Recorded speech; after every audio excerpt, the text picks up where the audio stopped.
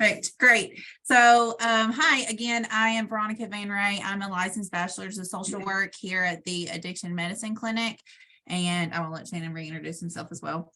Hello, I'm Shannon Payne. I'm a clinical mental health student here at Addictions Medicine, specializing in addiction, of course. I'm a second year grad student. And we're glad to definitely have you. So we decided that we were going to continue with the college life and substance use disorder and present on this topic today. And the one thing that I did really realize is I hope that I have done this topic justice, because there is so much to it. After I submitted, I was like, I could have added 100 million more things, but we really tried to do our due diligence and really look at the data. We have no financial disclosures at all. So neither of us do. So the objectives of today's presentation, I want you guys to be able to be able to identify what a substance use disorder looks like in a college age student. And is it really just a party phase? How to identify a substance use disorder? The correlation between substance use disorder and violent crimes and failure to make academic progress, prevention and harm reduction to alcohol use and other substances on campus, stigma and barriers to treatment for substance use disorder in college students, and the resources that are available. So there is this belief in this culture in college and young adults that is like, this is their party phase. It's like the Greek lifestyle, the fraternities and the sororities, which brings peer pressure to conform and to fit in. So then you have the academic pressure of performing well, keeping a GPA up to continue on a scholarship, or keeping up with other peers in schoolwork. University as a past have a history of supporting this ideal of looking over binge drinking, or use it as a rite of passage, or like it's just usual for college students, or even just to keep it under wraps to avoid the public knowing that it's really happening on college campuses. And this is a huge challenge for college students. There's a stigma about being sober during college years, and this culture needs to change. The decisions that are made in college can shape how these students manage their time, their health, and honestly, their substance use later in life, if they ever, continue on with a substance use disorder or continue to using any kind of substances. This is a college culture crisis. According to the Substance Abuse and Mental Health Services Administration, nearly 1 in 6 people ages 18 to 25 live with a substance use disorder. That's a pretty big number. Because substance use is so common among college-aged adults, addiction can be a challenging result. And other challenges that students see is not only being able to identify the use disorder, because again, this is just their age, it's just a phase, but also planning an effective treatment plan, the confidentiality constraints around it, the financial constraints, and like I mentioned previously, the university oversight and involvement. Substance use is embedded in the college experience for many people. When asked why they use substances during college, 67.25% of respondents, and this is taken from the Recovery Village survey, said that they just use drugs or alcohol to have fun in college because everybody else was doing it. Some people selected more than one answer, including 31% who chose to deal with stress, and then a 50.6% who said they wanted to feel the effects of what drugs or alcohol would do. So a lot of experimentation. These popular responses indicate the multiple and varied reasons behind college substance use disorder, but each of them ties back to the overall college experience. Again, the college crisis and the financial constraints that I wanted to point out. In order to go get treatment, effective treatment, or long-term treatment, it takes money, right? Or it takes insurance. And what are college kids? They either A, have no insurance because they are over the age of 18 and don't have insurance with their parents, or they have insurance with their parents. And that's the big confidentiality piece as well, is that they don't want their parents to find out that they need any kind of help, because this is their time that they're supposed to be becoming independent, or they don't want their parents even knowing they're failing out of class because of a substance use disorder or because of alcohol. And again, their own self-stigma. Well, I'm doing it because I'm in college and that's what you're supposed to do. And and as far as planning an effective treatment plan, if a student or when a student come and ask for help, they're usually their own barrier, and they're their biggest barrier, excuse me, because of the stigma that is prevalent. Mhm. Yeah, well said. What substances are being used on campus? That's a big question. We got prescription stimulants, Adderall, Ritalin, etc. The study drugs. We have hallucinogens such as SC, MDMA, Molly specifically. Of course, cannabis dabs, which is a oil form of THC, rainbow fentanyl, perk 30s, the pressed pills that we're seeing on the streets, and alcohol. Number one. According to the American College Health Association, the National College Health Assessment reported 73% of the 68,085 spring 2022 college students that were surveyed that had ever used alcohol. Number one. Out of those 68,000 surveyed, 42% had ever used any kind of marijuana, cannabis, weed, hash, edible, vape. It's easy to find in an oil form now, and just vape it very easily. Hardly any smell. And 30% of those surveys had ever used tobacco or used nicotine delivery products. The fourth most used substance in college students was hallucinogens, with your MDMA, acid, mushrooms, PCP, and even Special K, ketamine. So again, the risk of these kids from 18 to 25 in college right now, the risk of tobacco, the risk of alcohol, the risk of drug use in college students. According to the ACHA, the college students surveyed that were moderate or high risk of developing a substance use disorder later in life were using e-cigarettes or other vape products. Juuls, your Vada sticks, the what do they call the Escobars. There's just like all kinds of disposable, slip them right in your pocket. And people are just buying these. Supposed to be 21, but a lot of kids are having a really easy time getting their hands on these. Non-medical cannabis use was among the top percentage of students that can develop an SUD later in life.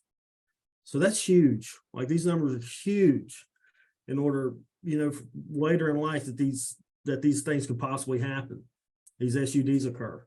Other vape products and e-cigarette delivery systems are among the highest used in college student in the college student population within the last 3 months of this survey. So that was, say, January of this year. The top people were using e-cigarettes and nicotine delivery systems.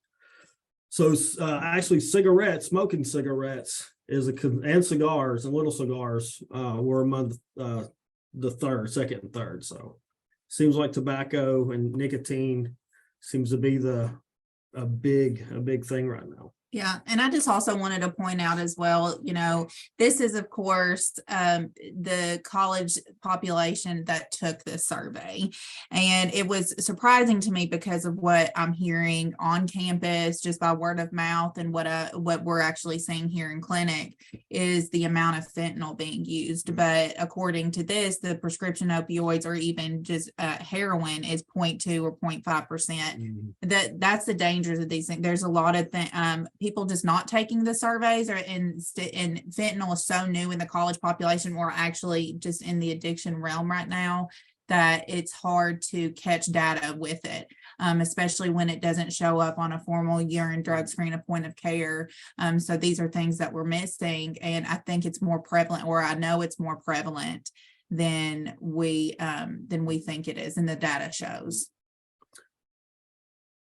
So alcohol, though, I want to drive home the alcohol. It's still the biggest overlooked problem when it comes to our college age children, or I'm sorry, college age adults. Whoever's in college on here, please don't kill me.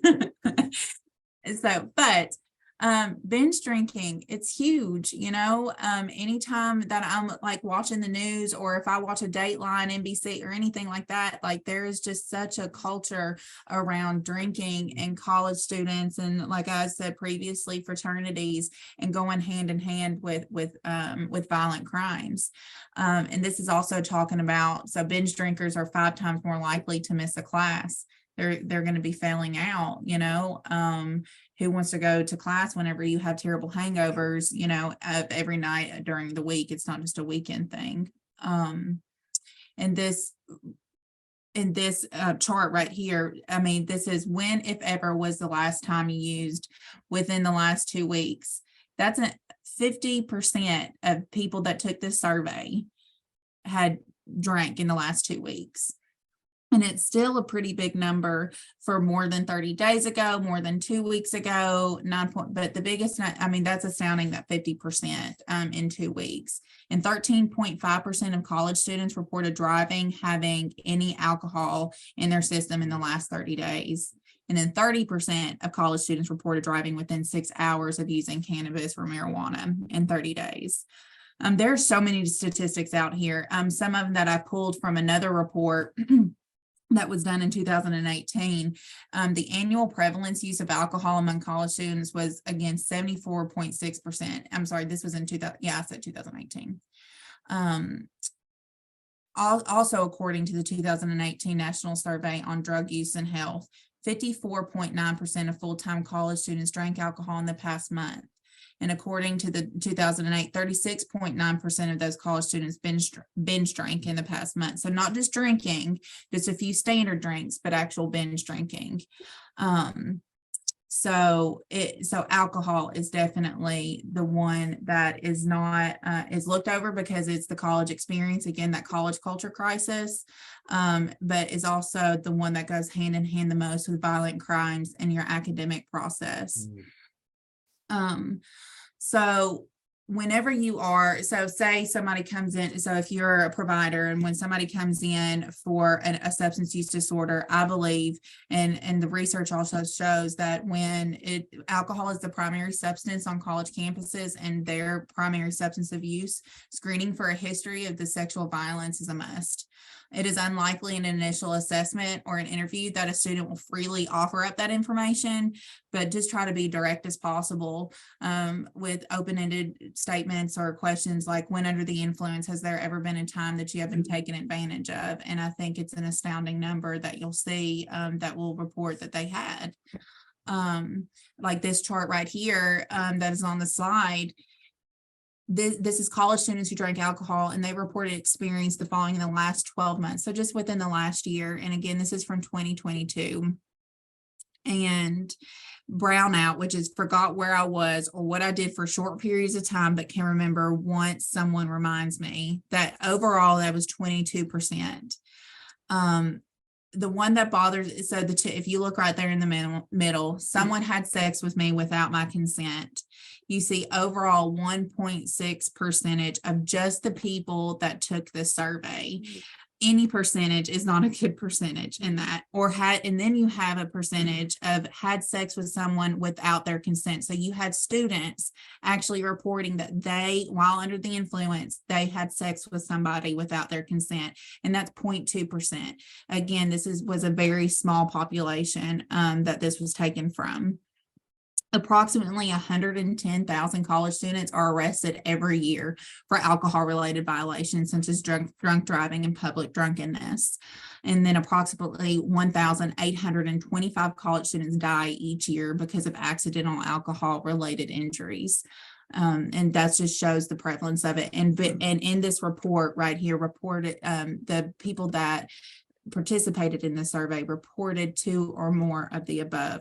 And these aren't little things. I mean, physically injured myself, seriously considered suicide, needed medical help, had unprotected sex, did something I regret. 2 or more of those. That's a big deal. That's a big deal for 18 and between 18 and 25-year-olds. So the relationship between drugs and alcohol and sexual assault is undeniable. There have been numerous studies on the topic, all of which point to the same conclusion. The overwhelming majority of incidents of sexual assault amongst the general population involved alcohol. With college being a hotbed for binge drinking and other unsafe patterns of alcohol consumption, it's no coincidence that rates of sexual assault are also highest for this same age range. Mhm. Yeah, do you care to go back to that one real Yeah, fast? sure. Oh, good. Let's do this. Yeah, I think this is interesting right here on this graph or this thing right here. The brownout and blackout. You know, that's only 10%. So that's only 10%. And look at that, 19% did something that they regretted. All right, that's the 10% right here. We're talking 7,000 people, roughly 68 to 7,000 people in that area right there that they can't remember, jog their memory, whatever. You know, they done something that they regretted. That is the side effect of alcohol, the lower social ambitions, and it's showing you right here in the graph exactly what's happening. These are amazing numbers. Mm-hmm. But anyway, moving on, identifying a use disorder. Here, referrals to the counseling center can come from anyone on campus, RAs, peers, faculty, et cetera, by placing what is called a care concern, which is an ETSU term. This could be called something else on other campuses and can be done anonymously. For example, they immediately get referred to Party Like a Buck, which is a seminar that teaches college students about the harmful effects of substance use, and teaches them about the standard drinks, BAC levels, and the tips for safe partying. Referrals made by staff or faculty that have encountered a student using a drink irresponsibly. Example, if an athlete gets caught drinking on the bus. After this, it needs assessment, and there's no concern for remediation after that, but tools are given, but it's left up to the student to engage in that treatment. If the use disorder is identified, then depending on the severity, there could be a referral of a higher level of care, and this is called the Buck Press 2, crisis line if warranted. That's Buck Press 2. Once to the counseling center, they would be given an alcohol and drug assessment to determine the next steps. This is only a brief intervention for a higher level of cares and determine if it is deemed necessary. The counseling center will make the appropriate referrals after that. CCAPS was created to provide a high quality multi-dimensional assessment that needs the counseling center's need clinically is research based. The current CCAPS norms are based on, wow, what a number, 448,904 students seeking counseling services across the U.S. and this data was updated accordingly back in 2019. Yeah, I think it's neat. And again, my apologies, where I am on my ETSU campus, and I went into the counseling center and luckily got some really good information. But I believe that most college campuses have things similar. I know the CCAPS is used across the board in counseling centers on college campuses. It's just the standard care that they have, and along with other assessments that they have there as well. So again, and this is more, I tried to have a slide of more just broad and national and statewide. Treating this specific population of college students can be difficult and very overwhelming, but can be extremely rewarding all at the same time, especially when you make an impact on a student who, if we can catch it in time to where they don't continue to move on in their life and move forward with the substance use disorder. That's definitely prevention, so many different prevention I've lost my words, but definitely a lot of prevention is being done. So developing rapport with one student presents the wonderful phenomenon of word of mouth. And that's the biggest way that you are going to disseminate throughout the college campuses of where the help is when one student gets good care and feels like they have a rapport with somebody on campus that is a confidant for them. They are going to tell other people that in their circles that they're around of where to go get help, good quality care. And other students will know where to successfully get help with their respect and dignity intact. And that's huge, especially the respect part and the pride, right? We all had pride screaming between 18 and 25. You can also text 741-741 to reach any crisis line. That's a national thing. Tennessee Red Lines, which is a 24/7 substance use treatment connector. 988 is now the new crisis hotline in Tennessee, the suicide hotline, and 211 is a helpline for anything, especially with case management stuff. And this is also what significantly is available at ETSU, and specifically the Bucks Press 2 that was mentioned. That's the on campus from any landline on campus. You can press 2 and it connects you with the crisis center. Party Like a Buck. All this is very new to me, so if I am butchering any of this, I apologize. I just literally learned of this stuff during this presentation, but Party Like a Buck is what is in conjunction with an initial referral to the counseling center. And this, again, like Shannon had stated before, is just a seminar on what standard of drinks looks like for male, female, and transgender, and also what it looks like to drink responsibly and to use responsibly, I guess. So the counseling center offers many different things: needs assessments, their brief intervention, personal and group counseling, workshops. They have this neat thing called Let's Talk. And they that's pretty much where at least one day out of the week, there is a counselor placed somewhere on campus that is free for you to talk to for 15-20 minutes without a referral, without a whole bunch of documentation, and without the stigma of walking into the counseling center. They also offer some psychiatric services, and they have a relaxation room for any student, and I hope faculty and staff, because I might come play in the sandbox and come relax in that room one day. Also, you have the behavioral health and wellness clinic here on campus and community counseling clinic. And then you also have us, I had to put us in there, addiction medicine fellowship, where we do have evidence-based smart recovery groups available to patients and anyone on campus, various virtual and in-person groups if you establish treatment with us, medical and psychiatric services, intensive behavioral health services, and case management services. And that's just everything here on this campus. Again, all college campuses have to have some sort of counseling and behavioral health in conjunction with any kind of substance use treatment or assessment. And again, it'll be a brief intervention. And once you go to any of these places, or wherever you find solace on the college campus, there is somebody there that should be very informed on where you can find the help if you need it. And these are my references. And that concludes our college life and substance use disorder presentation. Awesome. Thank you, Shannon and Veronica, very much. That was very educational and got everybody excited about putting something in the chat box. So I'm going to go over that real quick. Mary Linden provided us with the number for Red Line, which is really useful. 800-889-9789. That's in the chat. If you guys want to grab that, write it down. Thank you for putting it there. Rick, as always, has a number of really awesome articles in there. Really interesting titles. So that's something I want to go peruse later when I have a moment. Thank you, Rick. And Meredith also reminded us about University Health Services, and they will prescribe naltrexone to students. And as we know from attending our IM Echo sessions, naltrexone is FDA-approved medication for treating opioid use disorder and alcohol use disorder, and is every addictionologist's dream to co-treat two conditions with one medication. It makes us very excited. So it's nice to know there's another facility that provides that. And then just put it in there to get you credit for being here today. The 855 number that's in the chat with our code 3338 to get your credit. So don't forget to do that.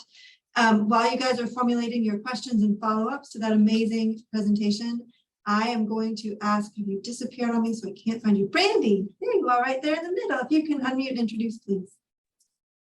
Hello, I'm Brandy Rose, and I'm with Alliance Healthcare in Memphis I'm the nurse practitioner for our enhanced outpatient program that we have. Thank you. Fabulous. It's good to have you again with us, Brandy. Any thoughts or questions for Veronica and Shannon for today?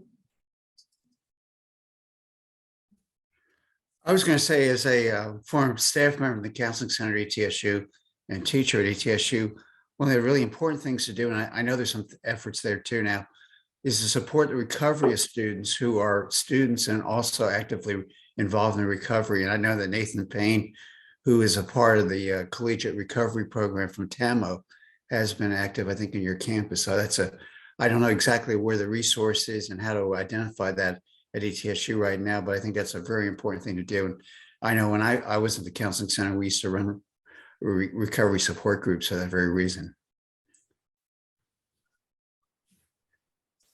I got a question. Yeah, go ahead. Hey, this is Kim back in the corner. Thank you, Veronica and Shannon. I'm just curious, you guys did a lot of research, got a lot into a few slides. I wonder, what did you all find that you did not expect to find in your research? Okay, sorry. What was it for you? Where's it at? I'm looking.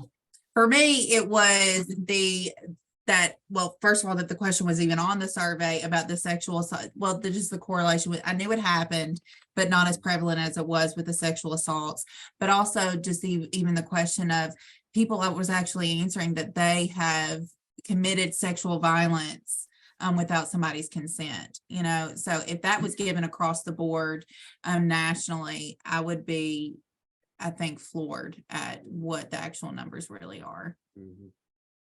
What about for you, Shannon? Yeah, I was kind of surprised that nicotine was number 2 at moderate risk for substance use later in life. But cannabis being number 1, excuse me, that was kind of surprising for me. I think it was more surprising. And another thing, sorry, it's so much. There was so much information. It wasn't surprising for me that alcohol was still number 1. Yeah. But also that I could not. It was very hard for me to find any evidence of fentanyl use, even though I've heard it so much. I could not. There. I mean, but I think it's so new. There's just has not been time to do the research and the data on it. Is what that is, but and I couldn't really find any kind of scholarly things, but it's not being publicly talked about too much right now. So if you guys were to do this next month, based on what you found, what rabbit hole would you go down? It's a good question. I probably would go down more of the rabbit hole of the crimes, what other crimes and what that looks like with all substance use disorder on campus. And probably I would be interested to see more of the research, college graduates who has a substance use disorder 5 to 10 years after they graduate. Thank you all. Thank you for those good questions. I don't know if you've came across any of this. There was an interesting conversation that was happening back in, it was like 2007 to 2012, kind of in that zone, where there was actually a group of college presidents that were advocating for a change in the drinking age to 19 instead of 21. And the justification was that this would enable them to not have, so that currently colleges have this dilemma where there's a subset of the population where they are trying to say, don't drink at all. It's illegal. You shouldn't drink at all. And then there's a subset of the population where they're like, it's legal for you, but we want you to be safe. And the presidents were like, if we could just have it be 19, everybody here could be drinking legally. So there was no crime of the drinking, that we could focus everything around reducing like the sexual assaults, reducing the really high risk behaviors. And we could put all of our resources into that.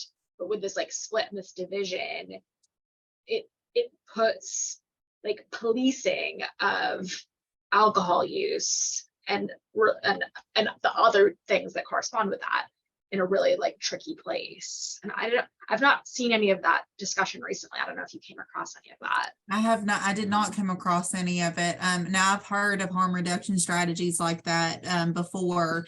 And I think it's just one of those things when you change one thing or implement one thing that something else pops up, a negative from it or a positive. I think there's good intentions behind everything, but there was something interesting. Mina, I'm going to pick on you for a second. Mina, will you please share what you told me about football games yesterday? I'm trying to remember what I said yesterday. Okay, well, I Refresh my memory. just don't want to butcher it. About sexual assault in football games. Oh, yes. So I was an alcohol educator at ETSU for many years and did a lot of research about drinking patterns on campus. And one of the things that we discovered in the research that with around alcohol and football, I was involved in some of the policies when football came back to ETSU, was that there are actually more sexual assaults during away games at large universities than during home games. And the reason for this is when you have a home game, you are actually at the stadium or in the tailgate area. And it's unlikely that you're going to sexually assault somebody in the middle of the daylight in public. But for away games, college students go to house parties. And drinking in house parties is highly associated with sexual assault. That's where it usually occurs. It doesn't occur in a downtown bar, it occurs back home. So drinking in house parties is extremely risky behavior. And ETSU now has done some harm reduction strategies by bringing fraternities back on campus to prevent some of that from occurring at some of those house parties. But yeah, that's what we were talking about yesterday. Thank you, Mina. I didn't want to butcher it, so I knew you would display it beautifully. Thank you. Any other questions or comments for our presenters? I have one more comment, if it's okay. Am I still on? Yeah. So another thing I'd like to point out that was interesting, kind of to follow up on what Meredith says, that things that we were looking into, and I was doing alcohol education, was that alcohol use drops after the age of 21. So why would that be? Because it's no longer illegal and naughty anymore. And actually, older college students are just tired of hangovers. It's literally when I would talk to students, that would be what they tell me. So if you wanted a good case for lowering the age for legal alcohol use, you could engage in some education and some practice healthy drinking instead of having it be a behavior that is associated with law breaking and risk taking. And I have not read the recent research on that. Meredith, I don't know if you have or not, but I think there's a good, you can make a good case for lowering the drinking age for college students. So there were some campuses that were looking at having, they couldn't do it, but they wish that we could have interventions where we would teach students how to drink using alcohol so that they could feel what it felt like to be at a certain BAC of alcohol. So, but none of that's possible. So it's very interesting though. I think a little bit of why that stalled out was there is some neurobiological evidence that if you're drinking heavily before age 25, it may cause some lasting changes to your brain. So I think that that's part of the hesitation of making it even younger that people can start. There was a point in time not that long ago, it was 18. Yeah. Like in the mid 80s, it was 18. It's when it changed to 21 in our country. And I don't know what the push was, why it went. In Louisiana, I think it was even more recently than that. They kept the drinking age at 18 for a very long time. Yeah. Any other questions or comments? I'll add one more comment. I do have to hop off in a minute, but I have a ton of data about ETSU college student substance use and alcohol use, like thousands of people, and we've not had anyone really with a strong interest in analyzing it. But I can send a code book if someone would like to see the code book of what we've got, but we have thousands of people. And then I have a larger data set, which is ETSU plus I think it's like 9 different collaborators across the country. And I would love just to take a look. I would love to see it. Okay, I'll send you the code book. But if shoot me an email if anyone would like to see that code book, we could maybe come up with a project. Do something with the data, folks. And one more thing, just because I love data as well. When I was on with the alcohol educator, we did a National Alcohol Screening Day for 5 years. And we actually screened faculty and staff as well as students. And lest we want to beat up on college students, about 10% of faculty and staff scored as having hazardous or harmful drinking. So let's just be clear, we don't want to blame this all. We're modeling this behavior for our students. So it's just some food for thought there. Yeah. So did this ping any light bulbs for people that you worked with, seen in your clinic? Make you think of anybody in particular, your patient you want to share with us?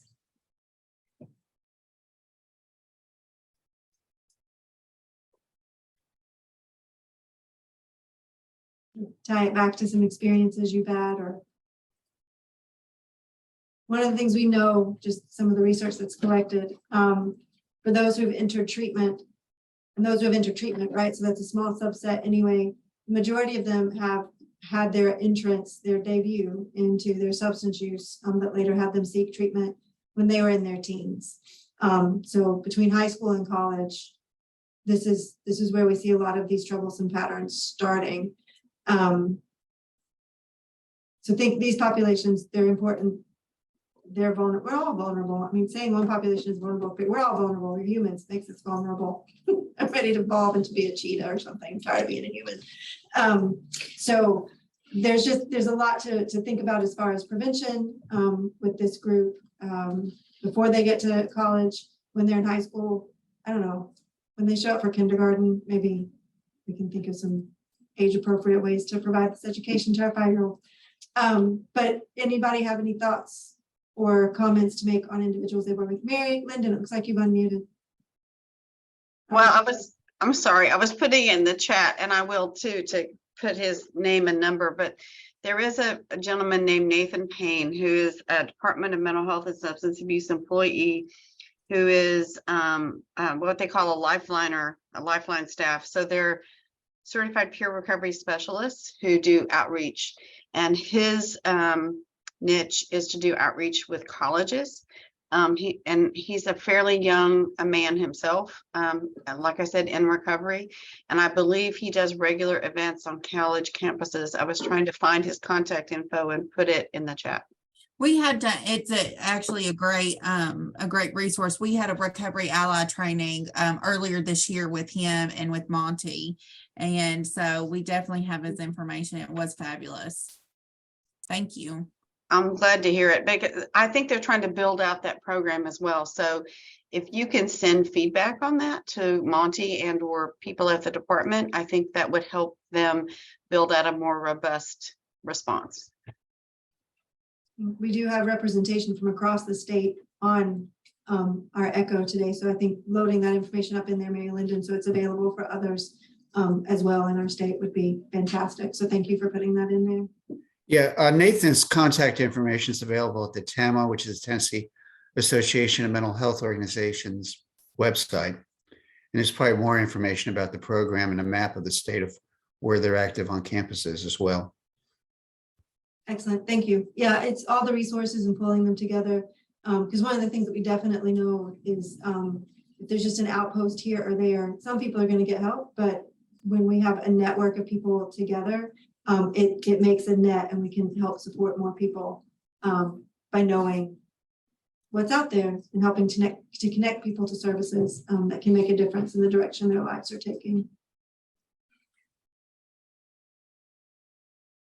Any other thoughts or comments?